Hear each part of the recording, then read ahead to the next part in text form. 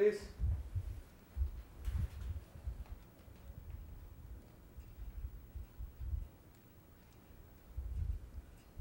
All right, thank you. We're ready when you are. Okay, when we left off, you had been talking about attending the tapings of the soaps. Right, which was an incredible experience for me. I'd been in, well, I had on occasion been in the little tiny television studio in Hutchinson, Kansas that we, fortuitously got rather than Wichita. But, to watch Uncle Frito's Joe and, some things like that, kid shows, that you could be an audience participant, and that was a great thrill, of course. But, this was like, this was just huge. It was just incredible. It was just an amazing thing. It was a whole, I'd been watching soaps and loving them for a very long time, but to see what it looked like on the other side of the camera was really, really fascinating. And the vitality of these groups of people, the ensemble quality of not just the actors, but the production team and the directors as well. And everyone was so nice. I couldn't believe everyone was so incredibly nice and welcoming and friendly, and people obviously just enamored of what they were doing, and it was very powerful for me. Very, really just made me feel like, well, I'm preparing myself to teach. That's what I've always thought I would do, but gee. There is something else out here that is really, really exciting me, which is exactly what I said to Bill Bell when I went to meet him. I'd been to the studio. I'd already had the appointment with him. I'd been to the studios in the interim, and so I arrive at his door, and of course, at this time I really don't know how phenomenal this is. I really don't understand that this is. I know it's wonderful that I'm seeing him. I'm excited about that. I just don't know that this is like unheard of. So I arrive at his door in this really lovely apartment on Lakeshore Drive that's sort of like nothing I've ever seen in my life. He answered the door, and we introduced ourselves, and then he said, "Now, you're working on this degree, and what do you want to do when you finish this degree?" And it's like, okay, I've been planning for days. If the question should come up, I would say, well, I would really be interested in trying to write these shows. But I don't anticipate that he's going to open the door and ask me this question. It was not supposed to happen this way. And I didn't know what to do, because ordinarily, I would just never have done what I did because I'm too inhibited. But I knew at this moment, this question had been asked, and if I didn't say, this might be my only opportunity. So I said, well, I've always thought I would teach.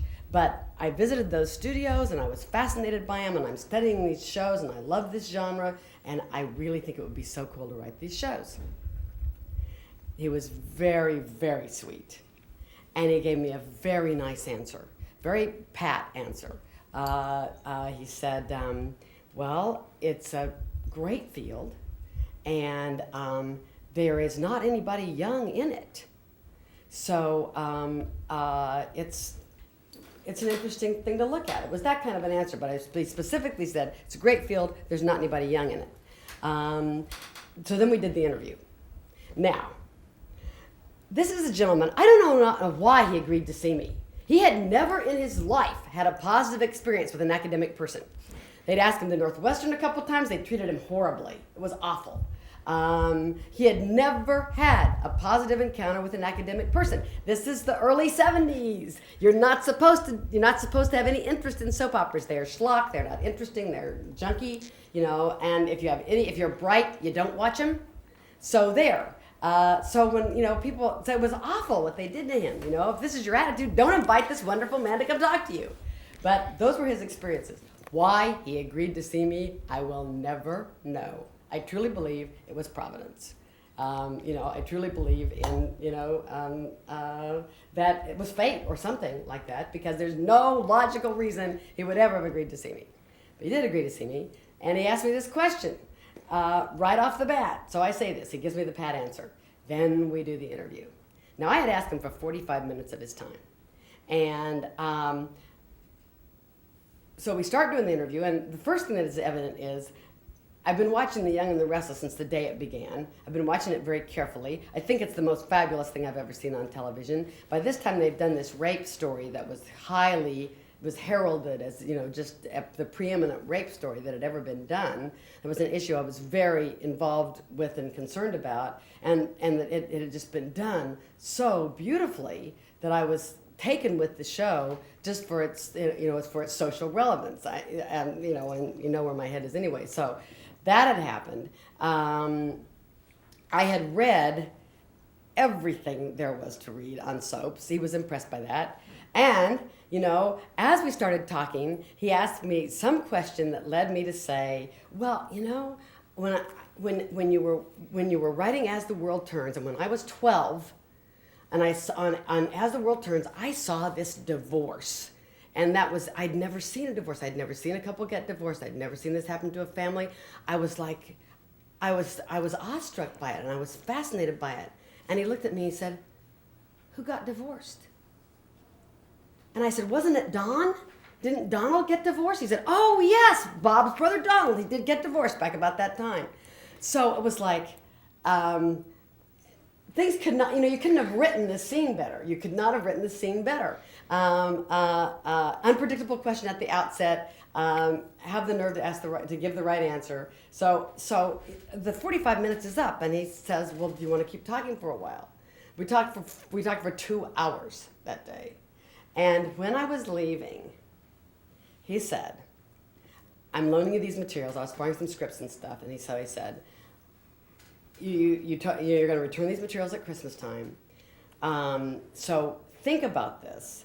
If you were really serious about having an interest in writing these shows, then think about it and tell me when you come back. I'm going to tell you right now, it's 1,000,000 to 1 shot. But you think about it if you have any interest in this. Of course, I could have said right this minute, yes, I do. But I decided, okay, I've extended myself enough for one day. Let's play it a little cautiously. And so I didn't. So I said, all right, I will think about it. When I came back in a month, and they called up from the lobby downstairs, the doorman called up and said that I was there and I had these scripts to return. He said, well, she can just send them up, with the doorman. And I said, no, I have to take these scripts up. And so the doorman said, well, she says she needs to bring them up to you. So I took the scripts up and handed them to him. And and I was feeling a little bit awkward, but I said, well, when I was here a month ago, you said that if I was really interested in this, I should tell you when I brought the scripts back. So I'm telling you, I'm really interested in this. And he pulled an envelope out of his bag and handed it to me with 5 outlines and said, I was going to send this to one of my writers. I'm going to give you this. I'm giving you this envelope. Look through these outlines, pick one, and write me a script.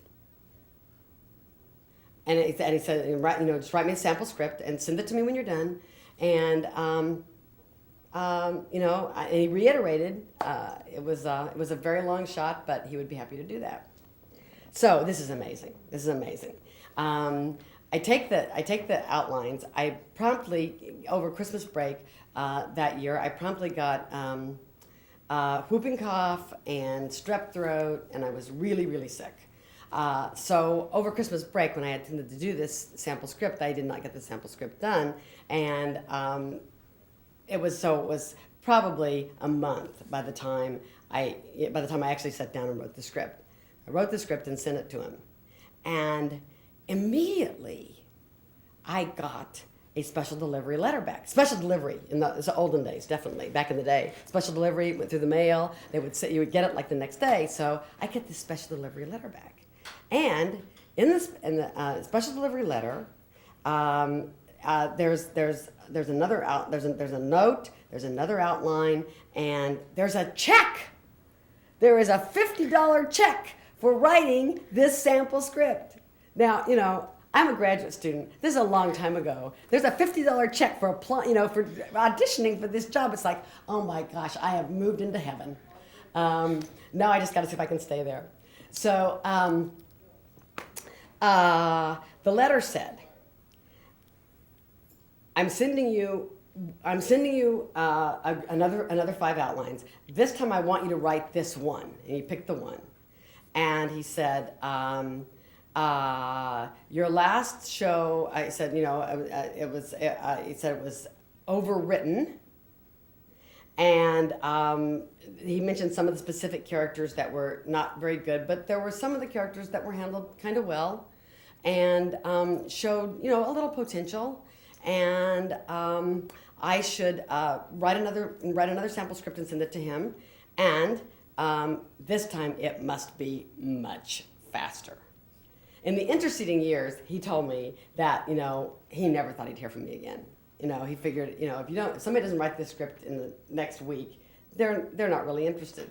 And I hadn't, really bothered when I sent it to him. I hadn't really bothered to say, "Gosh, I've, been really, really sick" or anything like that. I just wrote the script and sent it to him. So he never expected to hear from me and was very surprised and evidently somewhat pleasantly.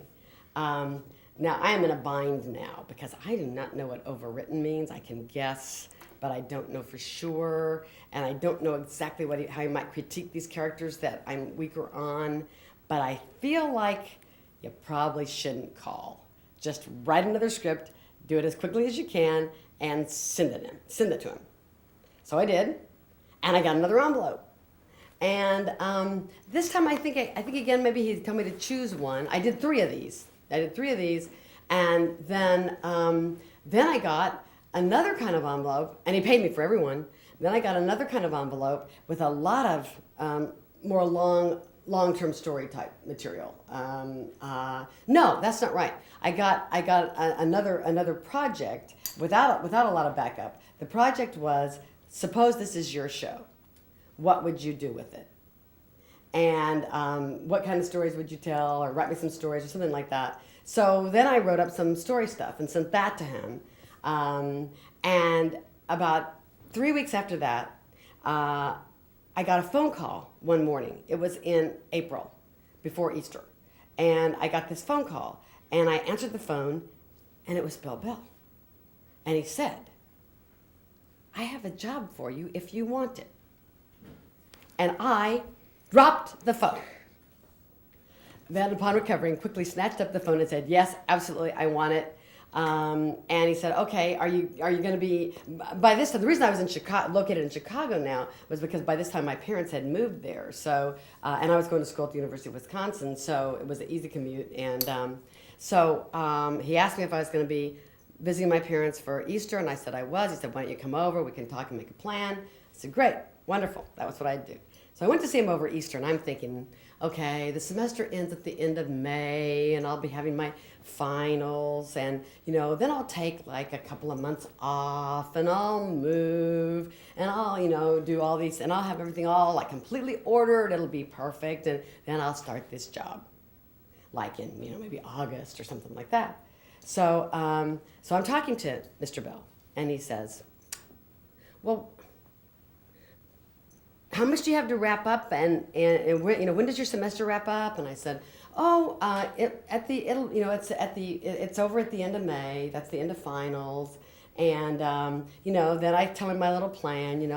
I get all organized, spend the month moving. He said, "Honey, that won't work. It has to be much sooner."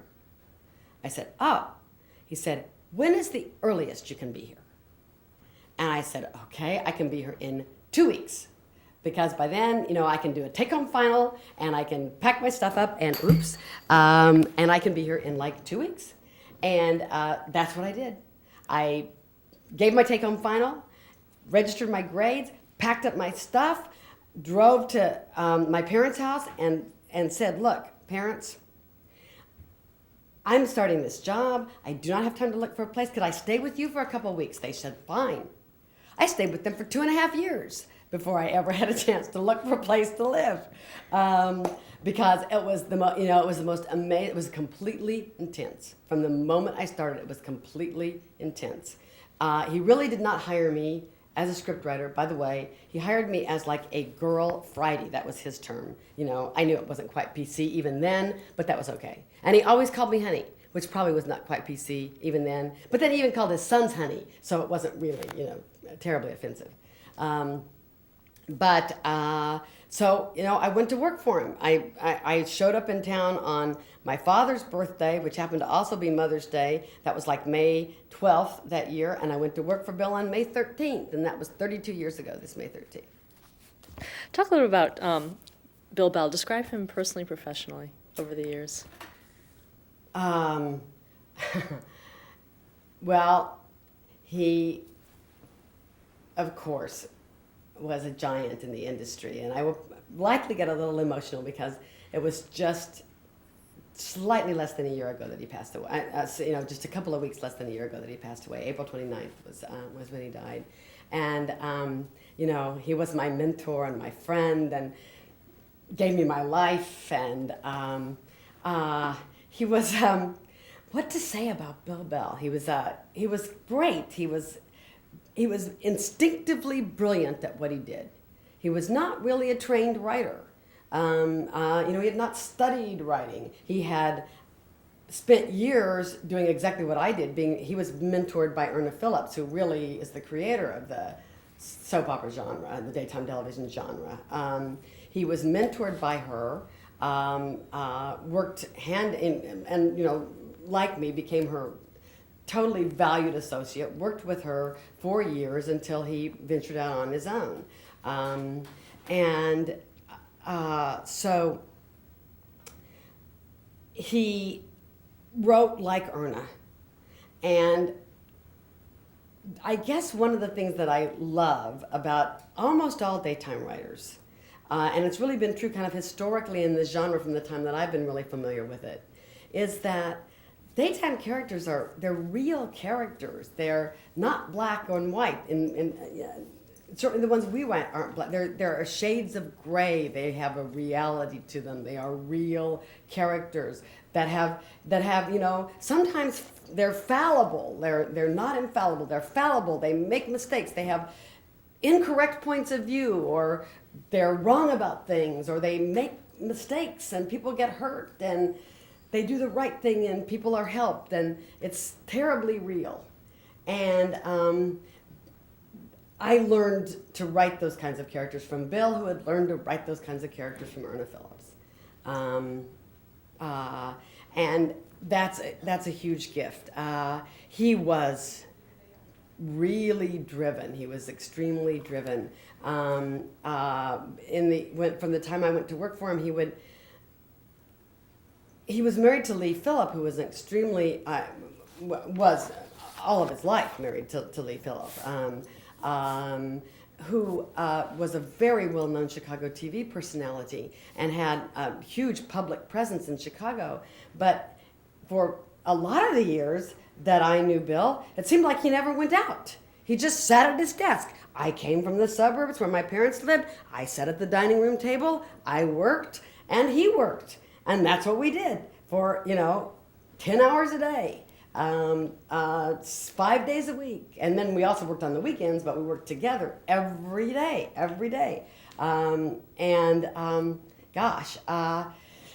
So he was very driven. He did take his work. He was very fun. He was,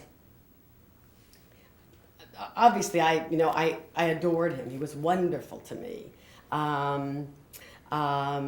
He was very, but after he moved to California, much later, and I never made the move to California, but when they premiered The Bold and the Beautiful, when the Bell family premiered The Bold and the Beautiful, which was their second daytime show, by that time all their children were grown except Laura Lee, who had not really graduated from high school yet, but the boys were grown. They wanted to be in the industry. They wanted to be in California, so the family really transplanted itself at that time.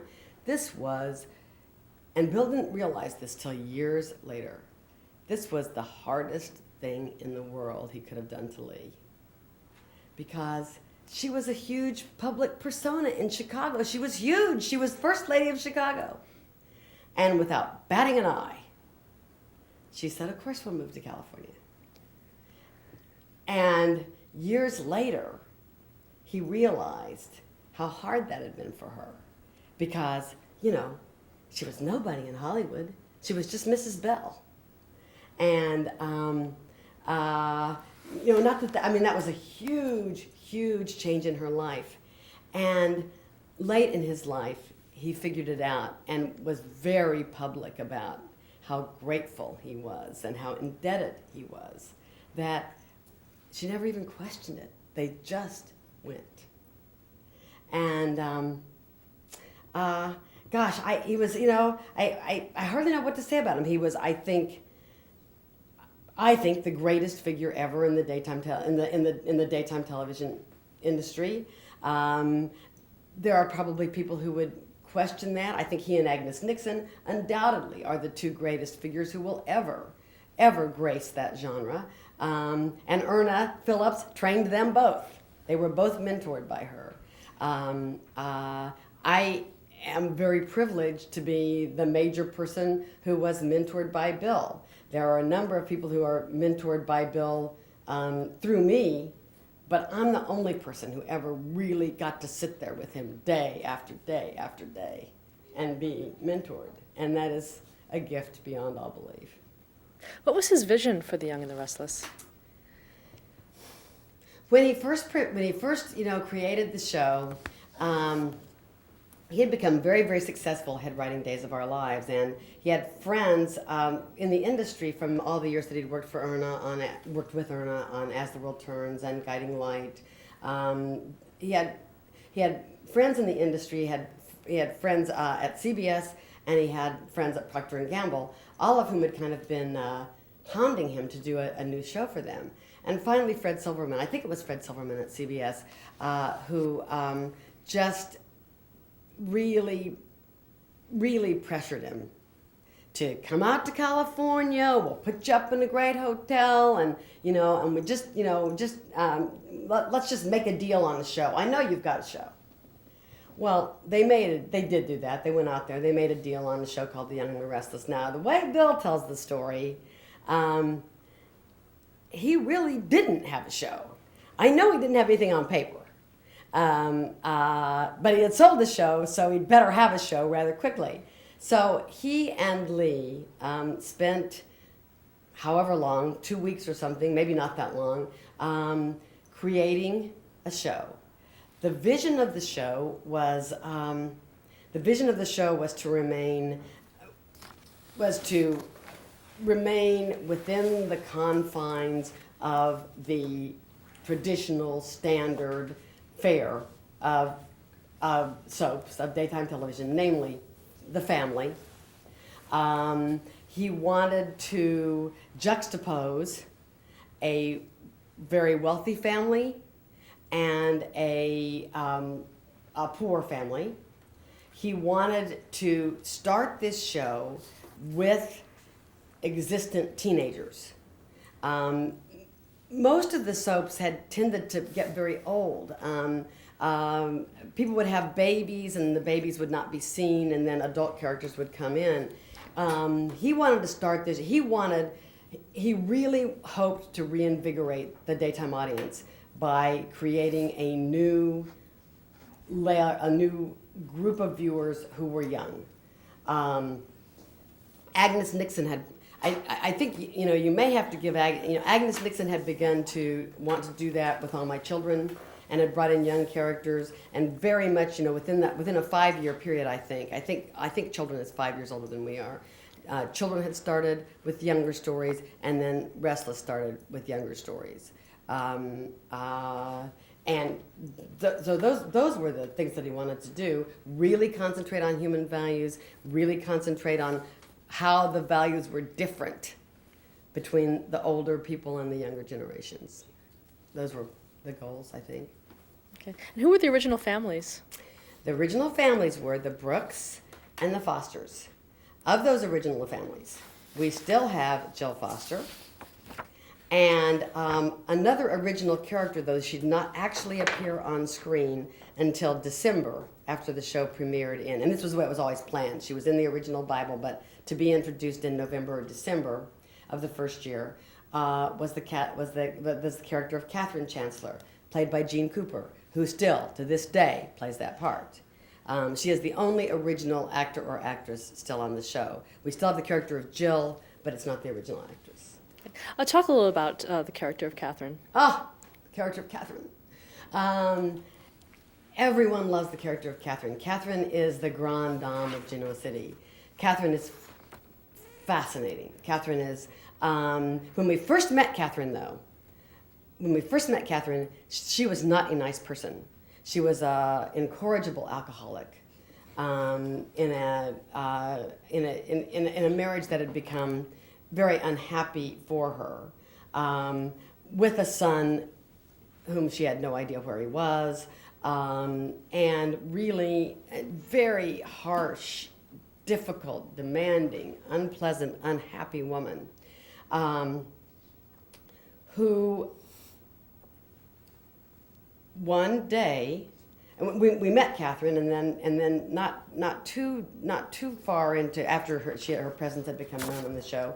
One day she went to, gosh darn, I can't remember the name of the beauty shop. Somebody's beauty shop. It may occur to me, but she went to this beauty shop, Mabel's beauty shop. Yes, she went to Mabel's beauty shop, and there, her hair was done by this young hairdresser manicurist named Jill Foster. Jill Foster was of the poor family. Jill Foster had two older brothers, Snapper and Greg. The father had abandoned the family. The mother was a factory worker. Snapper, William, but Snapper, was in medical school. Greg was in law school. Jill was working as a manicurist, having graduated from high school. She was 17. She was giving every dime of the money she could to her brothers to help support their educations. They were, of course, on scholarship, but that was Jill. Jill, however, had many, many, many dreams. And Jill knew that Catherine Chancellor was the richest woman in town. So Jill viewed this opportunity of doing the hair of this woman who was not nice to her at all as a great opportunity. And Jill parlayed that into a great opportunity, which has run the 33-year span of the show. In the 33 years, I don't even want to think about all the things that have happened. I can tell you that Philip, husband of Catherine, in the early years fell in love with Jill, who Jill manipulated the situation to become the paid companion of Catherine Chancellor to get into that mansion and to find out what it was like to live with the rich. Catherine's husband, Philip, fell in love with Jill. They had an affair. Jill became pregnant. She had a child. That's probably not the... Philip talked Kay into letting him get a divorce. She was, however, drunk at the time, and in one of the great scenes of all time, she signed these papers, but when she heard that Philip was coming back from the Dominican Republic, having divorced from the Dominican Republic, she met him at the airport, having been drinking, insisted on driving him home, drove him over an embankment, and he died. Catherine did not die. She was drunk. You know, the drunk are often protected. But Philip died, leaving pregnant Jill behind. Within the last 5 years of the show, Catherine and Jill have discovered that, guess what? They are mother and daughter. So they now live as mother and daughter with all of this incredible history. Oh my gosh, isn't this fun? Isn't this the coolest thing? Can you imagine doing this for 32 years? I mean, gosh, it's the coolest thing. Okay, let's stop there to change the tape. Oh, pick up.